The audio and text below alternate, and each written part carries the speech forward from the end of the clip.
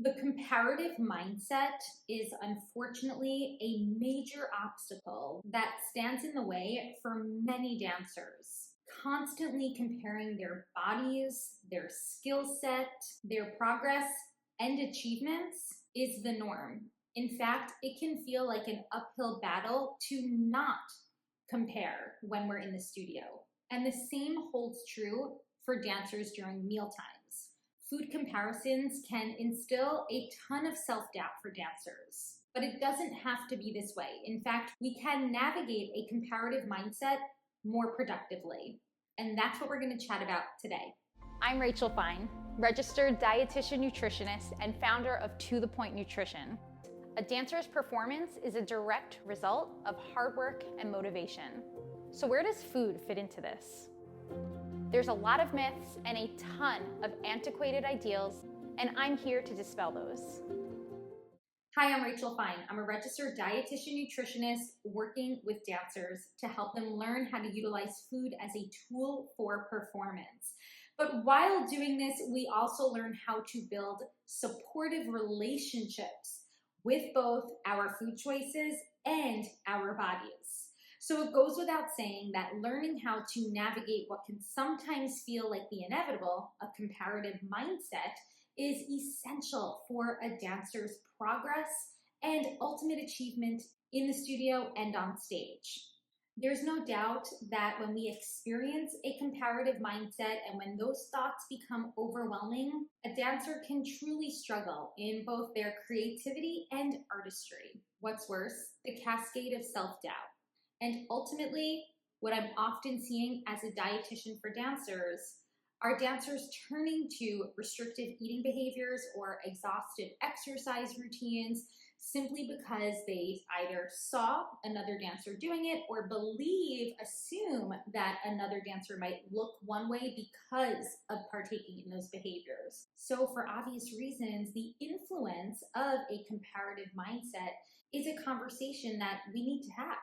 And the truth is, it's very normal for humans to compare themselves to others. In fact, one can argue that it's nearly impossible to not ever experience a comparative mindset. Some might say that a comparative mindset even helps in the motivation for dancers, which is totally true, right? When we're in the studio, we are encouraged to utilize the mirror to learn from not just ourselves and our teachers, but also from looking at our peers. So comparisons are arguably, they're not all that bad. It's when those thoughts go from being motivating and productive to becoming overwhelming and unfortunately motivating towards rather unhealthy or unsupportive behaviors, especially in regard to how you're eating, how you're treating your body, and even how you're moving throughout the day.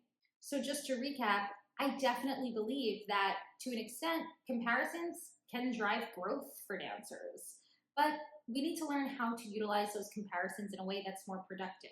And unfortunately, so many dancers remain vulnerable to a comparative mindset that leads them to unsupportive beliefs and ultimately behaviors.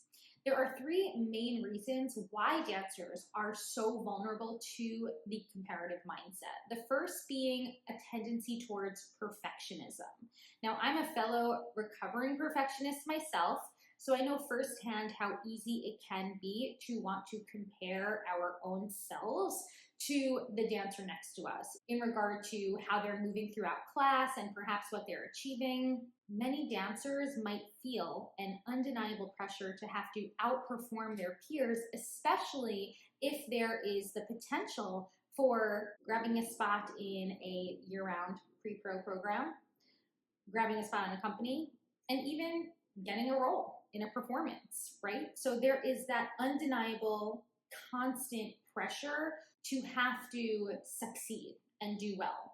And while that can definitely drive motivation for dancers, for those who have a tendency towards perfectionism, it can absolutely teeter towards burnout.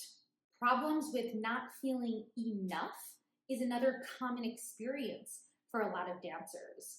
Dance in of itself, and this speaks to the studio environment that you're in, but if there isn't enough positive reinforcement, then it's very possible for dancers to struggle with what we call enoughness, feeling like what we're doing is currently enough and always wanting to strive for more and to accomplish more, to do better, to be better. And again, there is that fine line. How can this productivity motivate us and drive us to do more, but within a capacity that does not risk burnout, that allows for breaks and rest and recovery, and overall allows for the sustainability of the very thing you love, which is dance. Which brings me to one of the next main reasons that leave dancers very vulnerable to a comparative mindset is simply within your studio culture. I see a lot of younger dancers struggle with this who partake in competitions. Within this capacity, rankings and scores unfortunately often prevail. And for some dancers can even overshadow the very spark that they felt for their love for dance in the first place. Not all, but some dancers who do partake in competition dance might eventually lose sight of their own artistic expression, especially as performance achievements in the realm of trophies and scores and scholarships and rankings intensify the overall studio environment. Another major reason why dancers are still vulnerable to that comparative mindset, it's the realities of social media. Social media can totally provide us with a great amount of inspiration if you're following supportive accounts. But this same steady influx of inspiration can also lead dancers to experiencing feelings of inadequacy and, as I mentioned earlier, a lack of enoughness. The constant scrolling of a stream of tricks, performance achievements, tutorials, and what I dread most, what I eat in a day vlogs. All of these offer dancers a front row seat to the highlight reels of others worldwide. So again, very delicate balance between how this content at our fingertips can help with learning, can help with inspiration, but when does that become to the point of feeling self-doubt, feeling inadequate, and as I keep mentioning, feeling a lack of enoughness? And if any of those experiences do relate, we want to start to begin not just identifying the comparative mindset, but learning how to navigate through it. Because as I mentioned earlier, it's human nature to compare, and therefore it's inevitable that you might experience at some point a comparative mindset in the studio, in the kitchen. What's important is that you learn how to identify it and navigate through it in a more productive way. Let's talk about 5 ways to do that. So the first is to cultivate that self-awareness. I want you to acknowledge your feelings of comparison and whether or not it is instilling self-doubt. Start to become aware of what causes your comparative mindset. Is it focused on a dancer's skill set in the studio, or is it focused on their bodies or perhaps their food choices? For example, I often hear dancers vent about a peer who exhibits so-called willpower over certain foods. Perhaps that dancer is boasting about their, and I quote, clean eating lifestyle, and you've been doing the work of detangling so much of those restrictive food thoughts. So hearing about this clean eating lifestyle could cause you to feel comparative and even trigger a lot of self-doubt. So at the moment where you do feel these comparative thoughts come on, I do want you to learn how to first regulate your thoughts and emotions. And this is where simple meditation, deep breathing tricks can help. Then start to recognize the importance of compassionate curiosity. I talk about this a lot within the Healthy Dancer, but it's a good reminder to remind yourself that it is human nature to compare, but we also need to remember that these comparisons are not an accurate representation of both ourselves or what we might be assuming out of the comparison. So from here, once you've identified what causes your comparative mindset to maybe spiral into overwhelming thoughts, we want to start to unlearn and fact check. Consider the overall impact of your comparative thoughts and how they leave you feeling. Are you feeling upset about your body? Are you feeling doubtful about your food choices? Are you feeling insecure about your skill set in the studio? Now you'll want to start fact checking, and this is where credible education comes in.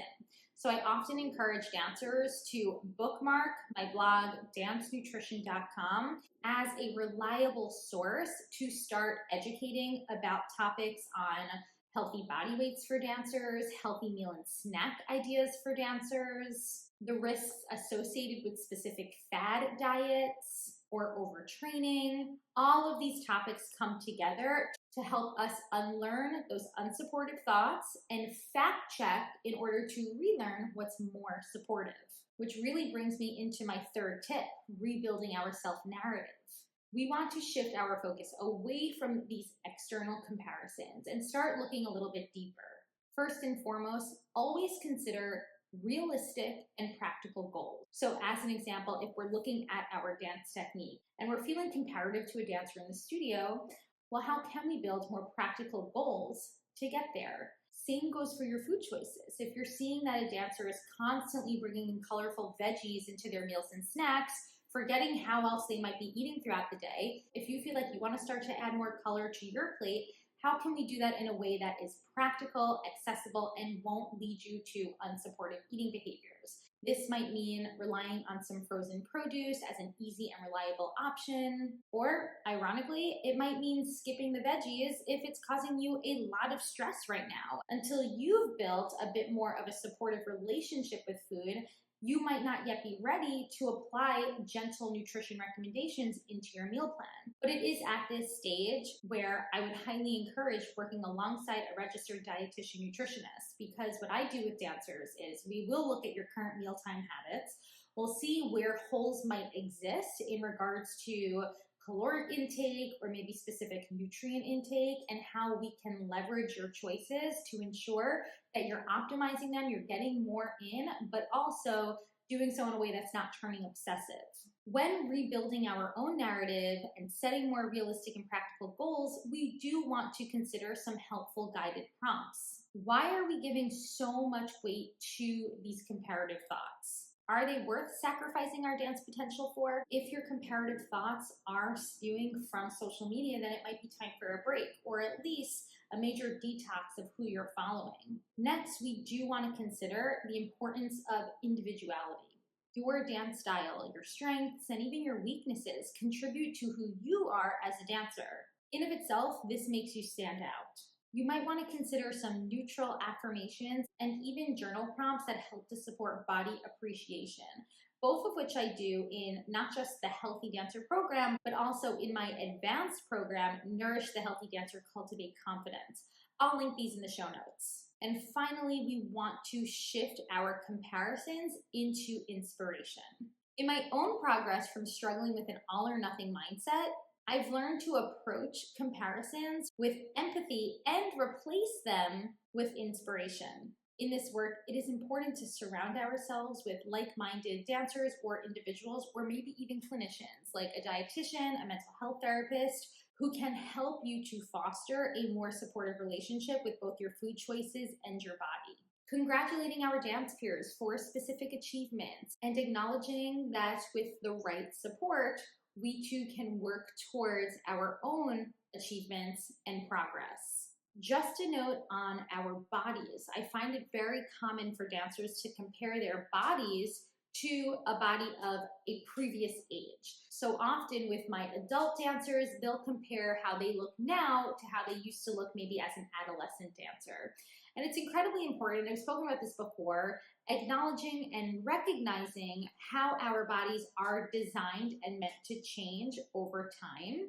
And in the process of this recognition, fact-checking, understanding that all of our bodies are diverse and unique, and what's most important for our bodies is not to reach a specific body goal, but rather to promote adequate nourishment so that our bodies have the tools that it needs, the nutrients, the calories that it needs to support optimal metabolic and physical functioning. What your body needed 10 years ago, or 5 years ago, or even 2 years ago, it's not necessarily what your body is going to need now. So that reassessment and reevaluation is incredibly important. And again, this is where working with a registered dietitian nutritionist can be very beneficial to this work and to these mindset shifts. I hope this has provided you a bit of insight into detangling some of the comparative mindset that might be feeling overwhelming for you, whether it's in the studio or at meal times. But if you're struggling, then don't hesitate to reach out. You can contact me. You can read my blog, dancenutrition.com. I'm here to support you, and together we will make sure that you are building the best habits for your overall dance potential. But until next time, I'll talk to you soon.